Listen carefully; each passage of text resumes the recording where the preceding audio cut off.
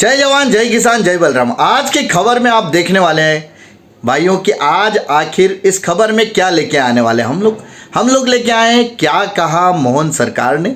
जरा साथ ही साथ आप आगे खबर में ये भी देखेंगे क्या कहा मोदी जी ने, आखिर उन्होंने किस बात के लिए क्या बोला, और उसके अलावा भी राहुल गांधी जी ने भी आखिर क्या कहा। तमाम तरह की खबरें जो आपके सामने लाई जा रही है और आपकी क्या राय है जरा आप वो कमेंट्स के माध्यम से भी बताइएगा।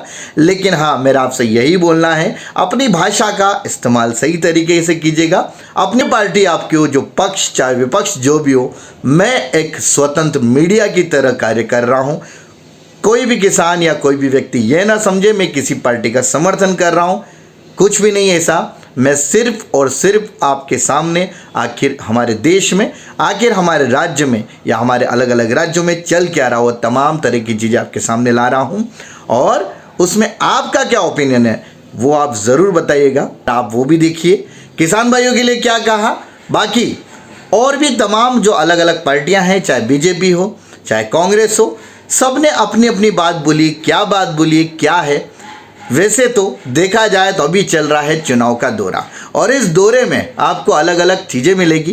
पहले ये खबर सुनिए, उसके बाद आगे की खबर आपको बताता हूँ। शहडोल में मेडिकल कॉलेज तो बनेगा ही बनेगा, लेकिन आयुर्वेदिक कॉलेज की हमने घोषणा की है। आयुर्वेद के इस क्षेत्र में औषधियों का बड़ा क्षेत्र है, बड़ी संभावना है और आने वाले समय में ऐसे कई निर्णय किए हैं जो पूरे देश के राज्यों के लिए भी अनुकरणीय है। उदाहरण के लिए हमने कहा, आपने शपथ दिलाई थी कि हम जनता की सुविधा के लिए, भ्रष्टाचार को रोकने के लिए सरकार कदम उठाए।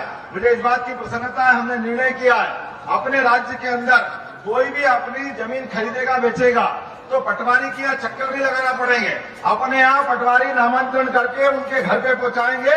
ये हमारी सरकार का निर्णय हुआ है। हमें इस बात की प्रसन्नता है कि लगातार ऐसे कई निर्णय हमने किए हैं। जब तक एक व्यक्ति किसान का दुख को नहीं समझता है, किसान की मेहनत की इज्जत नहीं करता है, तब तक वो किसान की मदद नहीं कर सकता है। कानूनी एमएसपी लागू की जाएगी और स्वामीनाथन रिपोर्ट के मुताबिक की जाएगी। अगर हिंदुस्तान के सबसे अमीर लोगों का कर्जा माफ हो सकता है, 16 लाख करोड़ रुपए उनका कर्जा माफ हो सकता है, तो आपका भी कर्जा माफ होगा। फसल बीमा योजना का काम आपकी रक्षा करने का है, उद्योगपतियों की रक्षा करने का नहीं है।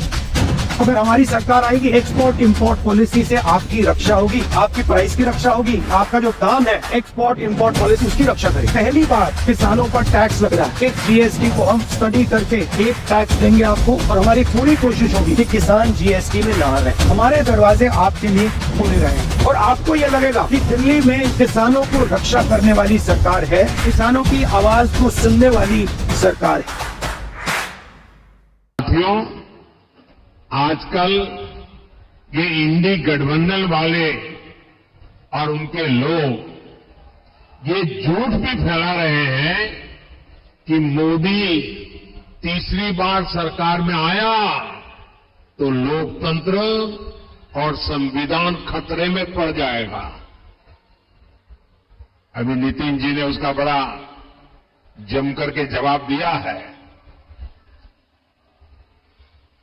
मैं जब से राजनीति में आया हूं, ये कोई ऐसा चुनाव नहीं गया है जिसमें उन्होंने ये घिसी पीटी कथा न सुनाई हो। अटल जी की सरकार बनी तब भी ऐसे ही गीत गा रहे थे। इसका मतलब इनकी बैंकरप्सी इतनी है कि इनके पास कोई नया आइडिया भी नहीं है। इमरजेंसी के दौरान क्या लोकतंत्र खतरे में नहीं पड़ा था? पूर्व से पश्चिम तक, उत्तर से दक्षिण तक, अगर इन लोगों के परिवार का, सरकार का एक प्रकार से कब्जा था, चारों तरफ वही नजर आ रहे थे, क्या उस समय लोकतंत्र खतरे में नहीं पड़ता था? एक गरीब का बेटा जैसे ही देश का प्रधानमंत्री बन गया, इन्हें लोकतंत्र और संविधान खतरे में दिखाई देने लगा। ये इंडी गठबंधन वाले कभी गरीब को आगे बढ़ते हुए नहीं देख सकते। अभी हमारे सिंधी जी कहावत बता रहे थे, मराठी में एक और कहावत है, काठी मारल्याने पाणी दुभंगत नाही।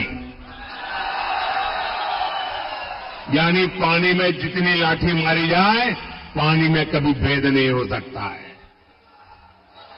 गरीब के इस बेटे पर ये लोग चाहे जितना हमला करें, मोदी देश की जनता की सेवा के संकल्प से पीछे नहीं हटेगा।